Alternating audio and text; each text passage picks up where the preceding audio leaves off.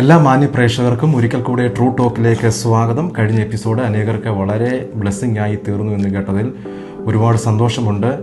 വ്യത്യസ്ത വിഷയങ്ങളായിട്ട് നിങ്ങളുടെ മുമ്പിൽ കടന്നു വരുന്നത് അനേകർക്ക് അനുഗ്രഹമാണെന്ന് കേൾക്കാൻ കഴിഞ്ഞതിൽ ഒരുപാട് സന്തോഷം. ഇന്ന് എന്താണ് നമ്മൾ ചർച്ച ചെയ്യാനായിട്ട് പോകുന്ന ഈ വിഷയം? ഇന്ന് നമ്മൾ ചർച്ച ചെയ്യേണ്ടത്, എൻ്റെ ഒരു അഭിപ്രായം, ക്രൈസ്തവ സമൂഹത്തിൽ ഐക്യത ഒരു അനിവാര്യമായ ഘടകമായി തീർന്നിരിക്കുന്ന എന്നൊരു തോന്നൽ. അത് തന്നെ ഇന്നത്തെ നമ്മുടെ ചർച്ചാ വിഷയമായി മാറണം. അപ്പോൾ നമ്മൾ ആ വിഷയം നമ്മുടെ ക്രിസ്തീയ കോണത്തിൽ പ്രത്യേകിച്ച് അനേക മേഖലകളിൽ ഐക്യത കുറവിനെക്കുറിച്ച് കഴിഞ്ഞ ദിവസം നമ്മൾ ചർച്ച ചെയ്യുകയുണ്ടായി. അപ്പോൾ അങ്ങനെ ഇരുന്നപ്പോഴാണ് ഞാൻ ഇന്ന് രാവിലെ ഒരു ഇൻ്റർനാഷണൽ മീഡിയയിൽ വന്നൊരു വാർത്ത ഞാൻ ശ്രദ്ധിച്ചത്. അതായത് അമേരിക്കൻ പ്രസിഡൻറ്റിൻ്റെ അവരുടെ ടീമിൽ, അതായത് വൈറ്റ് ഹൗസിലെ അദ്ദേഹത്തിൻ്റെ ഒരു മെയിൻ അഡ്വൈസർ, ഒരു ലേഡി, അവർ പാസ്റ്ററാണ്. അവരുടെ പേര് വന്നിട്ട് പോള വൈറ്റ് എന്നാണ്. പോള വൈറ്റ്. അപ്പോൾ അവരെക്കുറിച്ചൊരു വാർത്ത നമ്മൾ ഈ എപ്പിസോഡ് ചെയ്യുന്നതിന് തൊട്ട് മുന്നേ ഞാനൊന്ന് കേൾക്കാനായിട്ട് ഇടയായിത്തന്നു. അമേരിക്കൻ വൈറ്റ് ഹൗസിലെ പ്രധാനപ്പെട്ട ഒരു വ്യക്തിജീവിതമാണ്. അവരൊരു ഇവാഞ്ചലിസ്റ്റാണ്. ടെലിവിഷനിലൂടെ ഗോസ്പൽ അറിയിക്കുന്ന ഒരു വ്യക്തിജീവിതമാണ്, പാസ്റ്ററാണ്. അപ്പോൾ തന്നെ ഡൊണാൾഡ് ട്രംപിൻ്റെ മെയിൻ ഒരു അഡ്വൈസറും കൂടെയാണ്. അപ്പോൾ അവർ നമ്മൾ മീഡിയയിലൊക്കെ കണ്ടിട്ടുണ്ട്, ഈ ഡൊണാൾഡ് ട്രംപിന് വേണ്ടി പ്രാർത്ഥിക്കുന്നതും ഒക്കെ നമ്മൾ മീഡിയയിലൂടെ കണ്ടിട്ടുള്ളതാണ്. അദ്ദേഹത്തെ എന്താ പറയുക, തെരഞ്ഞെടുപ്പിന് തൊട്ട് മുമ്പ് പ്രാർത്ഥിച്ച് എൻകറേജ് ചെയ്യുന്ന വീഡിയോ ഒക്കെ നമ്മൾ കണ്ടിട്ടുണ്ട്. 1966 അവർ ഏപ്രിൽ മാസം 20 അവർ ജനിക്കുന്നത്. അപ്പോൾ അങ്ങനെ അത് മാത്രമല്ല, അവർ ലോകവ്യാപകമായിട്ട് അനേക മീറ്റിങ്ങുകളിലൊക്കെ പ്രസംഗിക്കുന്ന ഒരു വ്യക്തിജീവിതം കൂടെയാണ് പോള വൈറ്റ്. ഉണർവ് പ്രാസംഗികയും കൂടെയാണ്. അപ്പോൾ അവർ ഈ നമ്മുടെ ഇസ്രായേൽ ഹമാസ് യുദ്ധം നടന്ന് കഴിഞ്ഞതിൻ്റെ പിറ്റേ ദിവസം ഇസ്രായേൽ പോവുകയുണ്ടായി. അപ്പോൾ മാതാപിതാക്കന്മാർ നഷ്ടപ്പെട്ട ഒരുപാട് കുഞ്ഞുങ്ങളുണ്ടായിരുന്നു. അപ്പോൾ അവർക്ക് പിന്നീട് അവർ മുന്നോട്ട് പോകണമെന്നുണ്ടെങ്കിൽ അവർക്ക് കൗൺസിലിംഗ് ഒക്കെ ആയിരുന്നു. അപ്പോൾ അവിടെ ചില കാര്യങ്ങളൊക്കെ അവർ കോൺട്രിബ്യൂട്ട് ചെയ്തു എന്നാണ് അറിയാൻ ഇടയായിത്തീർന്നത്. അതിനുശേഷം കഴിഞ്ഞ ദിവസം ഈ വെള്ളിയാഴ്ച നമ്മുടെ ഗുഡ് ഫ്രൈഡേയുടെ അന്ന് അവരൊരു സ്റ്റേറ്റ്മെൻറ്റ് പറയുകയുണ്ടായി.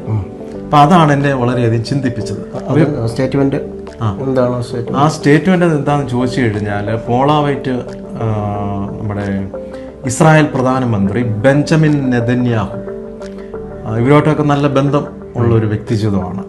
അവർ പറഞ്ഞത്, അദ്ദേഹം ഈ കഴിഞ്ഞ ദിവസവും ബെഞ്ചമിൻ നെതന്യാഹുമായിട്ട് ഒരു കൂടിക്കാഴ്ചയൊക്കെ നടത്തിയായിരുന്നു. അവർ പറഞ്ഞ സ്റ്റേറ്റ്മെൻറ്റ് ഇങ്ങനെയാണ്: നമ്മുടെ ഈ ലോകവ്യാപകമായിട്ടുള്ള എല്ലാ ക്രിസ്ത്യാനികളും, പെന്തക്കോസ്തെന്നില്ലാതെ മറ്റുള്ള സമുദായസ്ഥരെന്നില്ലാതെ എല്ലാ ക്രിസ്ത്യാനികളും ജീവിതത്തിൽ ഒരിക്കലെങ്കിലും ഇസ്രായേൽ സന്ദർശിക്കേണ്ടത് ആവശ്യമാകുന്നു. അങ്ങനെ ആ ഒരു നിലയിൽ മുന്നോട്ട് പോവുകയാണെങ്കിൽ ക്രിസ്ത്യാനികൾക്കിടയിൽ വലിയൊരു ഐക്യത ഉണ്ടാകാൻ സാധ്യതയുണ്ട് എന്നാണ് അവർ പറഞ്ഞിരിക്കുന്നത്. ഞാനും അതിനെക്കുറിച്ച് ഒരുപാട് ചിന്തിച്ചിട്ടുണ്ട്. നമ്മുടെ ഇടയിൽ ഐക്യത തീരെ കുറവാണ്. കഴിഞ്ഞ ദിവസം പറഞ്ഞായിരുന്നല്ലോ, ഒരു അനുഭവം പറഞ്ഞായിരുന്നു അതെന്തായിരുന്നു അതായത് ഗ്രഹാം സ്റ്റെയിൻസിൻ്റെ കൊലയാളികളിൽ രണ്ടാമത്തെ കൊലയാളിയായ, രണ്ടാമത്തെ പ്രതിയായ വ്യക്തി ജീവനത്തിൽ തടവിന് ശിക്ഷിക്കപ്പെട്ട് കിടക്കുകയായിരുന്നു. അതെ. പല സർക്കാരുകൾ വന്ന് അവരെ വിടാൻ ശ്രമം നടത്തിയെങ്കിലും ചെയ്തില്ല അവർ. എന്നാൽ ഇപ്പോൾ പുതിയ സർക്കാർ ഒഡീഷയിൽ വന്നപ്പോൾ ഈ രണ്ടാമത്തെ പ്രതിയെ വിട്ടയച്ചു. അപ്പോൾ അതിനെതിരെ നമ്മൾ ഈ മാധ്യമങ്ങൾ നോക്കിയപ്പോൾ പ്രതികരിച്ചത് ഇന്ത്യൻ പെന്തക്കോസ്തൽ ചർച്ച് എന്ന ചർച്ചിൻ്റെ നേതൃത്വമല്ലാതെ മറ്റൊരു ക്രൈസ്തവ സഭാ വിഭാഗങ്ങളും പ്രതികരിച്ച് കണ്ടില്ല. തന്നെയല്ല, ക്രൈസ്തവരുടെ ഇടയിൽ തന്നെ ഭിന്നത ഉണ്ടല്ലോ. അപ്പോൾ ഓർത്തഡോക്സ്, യാക്കോബ, പിന്നെ പെന്തക്കോസ് ഗ്രൂപ്പുകൾ, കത്തോലിക്കര്, ഇവരാരും പരസ്പരം അംഗീകരിക്കുന്നില്ല. ഈ പെന്തക്കോസ് ഗ്രൂപ്പുകളിൽ തന്നെ ഭിന്നതയില്ലേ? TPM, അതുപോലെ ബ്രദറൻ ബാപ്റ്റിസ്റ്റ് ചർച്ചുകൾ, മറ്റു ബന്ധുക്കോസകൾ, ഇവരെല്ലാം പരസ്പരം ആശയ പൊരുത്തമില്ലായ്മ ഒരുപാട് വ്യത്യസ്തതയുണ്ട്. മറ്റുള്ളവരെ ഉൾക്കൊള്ളാൻ കഴിയാത്ത ഒരുപാട് വ്യത്യാസം. ഞാനാണ് വലിയവനാണെന്നുള്ള ചിന്ത. അപ്പോൾ ഇതിനിടയ്ക്ക് എങ്ങനെ ഒരു ഐക്യത രൂപപ്പെടുത്തിയെടുക്കാൻ പറ്റും? ആ ഐക്യതയെക്കുറിച്ചാണ് നമ്മൾ പറഞ്ഞു വന്നപ്പോഴാണ് ഈ ഒരു മാറ്റർ എൻ്റെ ശ്രദ്ധയിൽപ്പെടുവാനായിട്ട് ഇടയായിട്ടുള്ളത്.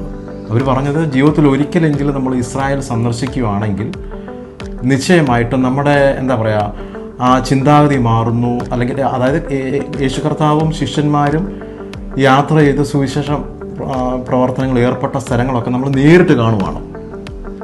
കർത്താവ് സഞ്ചരിച്ച പാതകളും അവൻ ഭൂമിയിൽ യാത്ര ചെയ്തു പോയ ആ സ്ഥലങ്ങളൊക്കെ നേരിട്ട് നമ്മൾ ചെന്ന് കാണുമ്പോൾ നിശ്ചയമായിട്ടും മാറ്റങ്ങൾ ഉണ്ടാകാൻ സാധ്യതയുണ്ട്. പക്ഷേ പെന്തക്കോസിലെ ഒരു ഭാഗം ആൾക്കാർ ഈ എന്താ പറയുക ഇസ്രായേൽ പോവാന്ന് പറയുമ്പോൾ അവരൊരു എന്തോ ഒരു അത് ആത്മീയത അല്ലെന്നുള്ള രീതിയിൽ അതിനേക്കാൾ വേറെ വലിയ സംഭവം സ്വർഗത്തിലുണ്ടെന്നുള്ള രീതിയിലൊക്കെ സംസാരിക്കാൻ കേട്ടിട്ടുണ്ട്. അതിനെക്കുറിച്ച് എന്താണ് പറയാനുള്ളത്?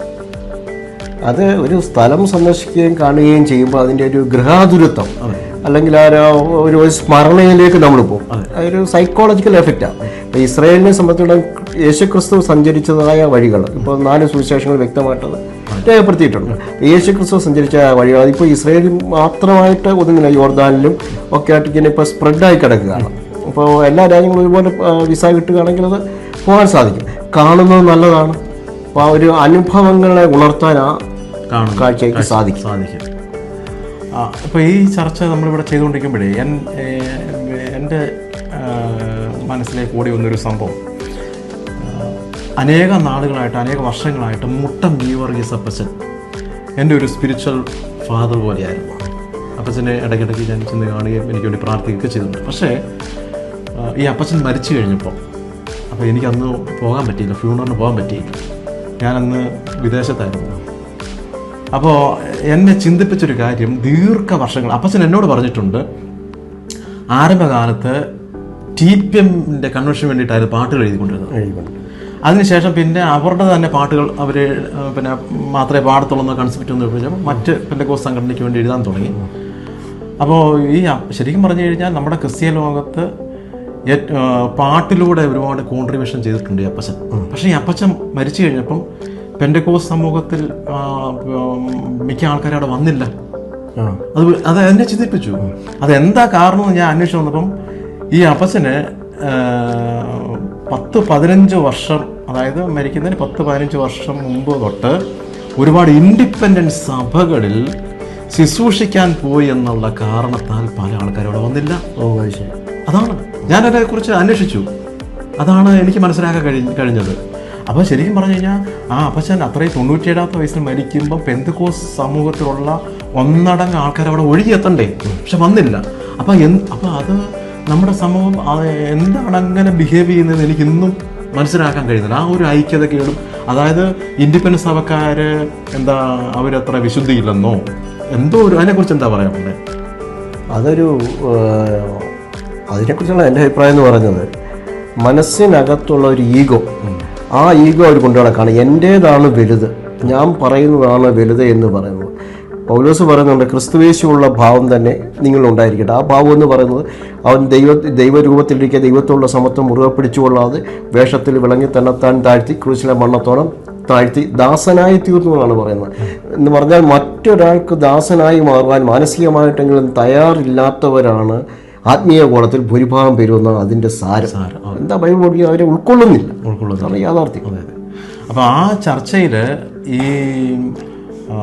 ലേഡി പാസ്റ്റർ പറഞ്ഞിരിക്കുന്നത് ക്രിസ്തീയ സമൂഹം, അത് നമ്മൾ കൺക്ലൂഡ് ചെയ്യാൻ പോവാം. ഈ പോള വൈറ്റ് എന്ന് പറഞ്ഞ ആ പാസ്റ്റർ, ലേഡി പാസ്റ്റർ പറഞ്ഞേക്കുന്നത്, ക്രിസ്തീയ സമൂഹം ഇന്നുള്ള ഭിന്നതകളൊക്കെ മറന്ന് ഒന്നായിട്ട് നിൽക്കുകയാണെങ്കിൽ തീർച്ചയായിട്ടും മുസ്ലിം തീവ്രവാദങ്ങളൊക്കെ ഇസ്ലാമിക തീവ്രവാദം നമുക്ക് ലോകത്തു നിന്ന് അതിജീവിക്കാൻ കഴിയും, തുടച്ചു മാറ്റാൻ കഴിയുമെന്ന് തന്നെയാണ് അവർ പറഞ്ഞിരിക്കുന്നത്. അപ്പോൾ ആ ഒരു സ്റ്റേറ്റ്മെൻറ്റ്, അത് ആ വാർത്ത വായിച്ചപ്പോഴാണ് ഇങ്ങനൊരു വീഡിയോ ചെയ്യണമെന്ന് എൻ്റെ മനസ്സിൽ തോന്നുകയുണ്ടായത്. അപ്പോൾ അവർ ട്രംപ് അധികാരത്തിൽ വരുന്നതിന് മുന്നമേ അവർ പ്രവചനം പറഞ്ഞിരുന്നു. അദ്ദേഹം ഒരു പ്രവചനം പറഞ്ഞു. അപ്പം ഈ സോഷ്യൽ മീഡിയയിലൊക്കെ അവരുമായിട്ട് ഒന്നിച്ചിരിക്കുന്ന ഫോട്ടോസൊക്കെ ഇഷ്ടംപോലെ കാണാൻ കഴിയും. യൂട്യൂബ് നമ്മുടെ ഗൂഗിളിൽ ചെന്ന് സെർച്ച് കഴിഞ്ഞാൽ ഇവരുടെ ഫോട്ടോ കാണാൻ പറ്റും. അപ്പോൾ അവർ എന്താ പറയുക, ഈ വൈറ്റ് ഹൗസിലെ തന്നെ ഒരു മെയിൻ ഒരു ട്രംപ് അഡ്മിനിസ്ട്രേഷനിലെ ഒരു അഡ്വൈസറും കൂടെയാണ്. അപ്പോൾ അവരിൽ നിന്ന് എന്താ പറയുക, ഒരു നല്ലൊരു സന്ദേശമാണ് എനിക്ക് കഴിഞ്ഞ ദിവസം കഴിഞ്ഞ ചില മണിക്കൂർ മുമ്പ് ലഭിക്കുവാനായിട്ട് ഇടയായി തീർന്നു. അപ്പോൾ അടുത്ത ആഴ്ച മറ്റൊരു വിഷയമായിട്ട് വേഗത്തിൽ വരാൻ. God bless you. അല്പനേരം ഒന്ന് ഞങ്ങളെ ശ്രദ്ധിച്ചേ. അനേക വർഷങ്ങളായിട്ട് നിങ്ങളുടെ മുമ്പിൽ ഞാൻ നിരവധി മീഡിയയിലൂടെ എത്തിക്കൊണ്ടിരിക്കുകയാണ്. പ്രത്യേകിച്ച് എല്ലാ ഞങ്ങളുടെ പ്രേക്ഷകരോടും നന്ദിയും സ്നേഹവും ഈ അവസരത്തിൽ അറിയിക്കുന്നു. അപ്പോൾ തന്നെ ഈ വർഷം മുതൽ നിങ്ങൾക്ക് ഓരോരുത്തർക്കും വളരെ പ്രയോജനം ചെയ്യുന്ന വിഷയമായിട്ട് എല്ലാ ദിവസവും നിങ്ങളായിരിക്കുന്ന ഇടങ്ങളിൽ ഞാൻ വരാനായിട്ട് താല്പര്യപ്പെടുകയാണ്. ആയതിനാൽ നല്ല നിലയിൽ വീഡിയോ ഷൂട്ട് ചെയ്തും പ്രൊഫഷണൽ രീതിയിൽ എഡിറ്റ് ചെയ്യേണ്ടതും വളരെ ആവശ്യമാണ്. അതിന് ചിലവുകൾ വളരെ ഉണ്ട്. നിങ്ങളുടെ സാമ്പത്തികത്തിൻ്റെ ചെറിയൊരു ഭാഗം ഇതിനായിട്ട് നീക്കി വച്ചു കഴിഞ്ഞാൽ ഇത് നിമിത്തം അനേക ജനങ്ങൾക്ക് ആശ്വാസകരമായി തീരുമെന്ന് ഞാൻ ഉറപ്പ് പറയുകയാണ്. ഇതോടൊപ്പം ഗൂഗിൾ പേ നമ്പർ ഉൾപ്പെടുത്തുന്നു. ബിജു ജോൺ മാത്യു 9847164993 എന്ന നമ്പറിലേക്ക് നിങ്ങൾക്ക് ഗൂഗിൾ പേ ചെയ്യാം. നമുക്ക് ഒരുമിച്ച് മുന്നേറാം. ദൈവം നിങ്ങളെ അനുഗ്രഹിക്കുമാറാകട്ടെ. കൂടുതൽ അനുഗ്രഹിക്കപ്പെട്ട ശുശ്രൂഷകൾ നിങ്ങളിലേക്ക് എത്തുവാൻ ഇപ്പോൾ തന്നെ Elohim global ministry channel subscribe ചെയ്യുക, അനേകരിലേക്ക് ഷെയർ ചെയ്യുക. ദൈവം നിങ്ങളെ ധാരാളമായി അനുഗ്രഹിക്കും.